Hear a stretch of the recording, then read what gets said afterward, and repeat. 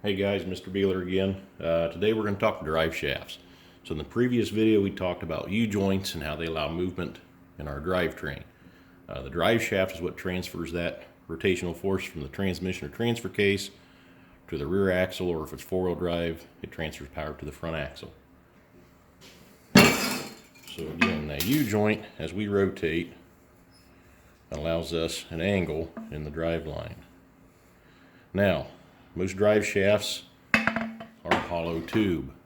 So if you pick one of these things up, or you're looking at it, think, man, this thing's heavy, it looks like it's solid. They are not. They are pretty thin wall tubing. They also include a slip yoke.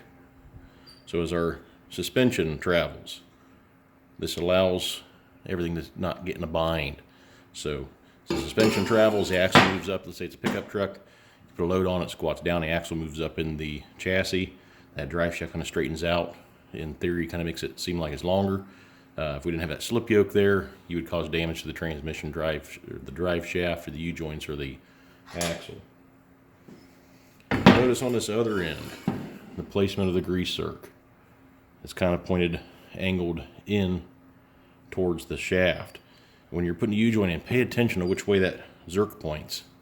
If you put it in and it's facing towards the yoke on the differential or transfer case, or the rear of the transmission, it might be hard to grease. So pay attention where you put that. On this drive shaft, if you kind of look down the drive shaft, you notice that the caps are in line. It means this drive shaft is in phase. What can happen, and I've seen it happen, guys got this thing apart doing work and not paying attention, and he puts the slip yoke back together, and now we are out of phase. That will cause a vibration in a vehicle. So if you ever have one come into a shop and the customer said, I did my own U-joints, check and see if they have it out of phase. Another cause of vibration, we have balancing weights on these things. They do balance them. So make sure if they've lost a weight, it's going to be sent out to a drive shaft shop and rebalanced. If the tube part of the drive shaft gets dented, that drive shaft is junk. This is one out of one of my Jeeps. This came out of my CJ5. It was when we off-roaded a lot.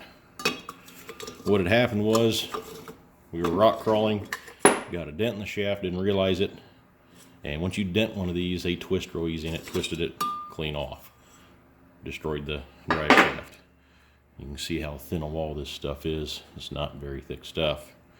So there's a dent in the drive shaft. It is junk. It is trash. Get rid of it.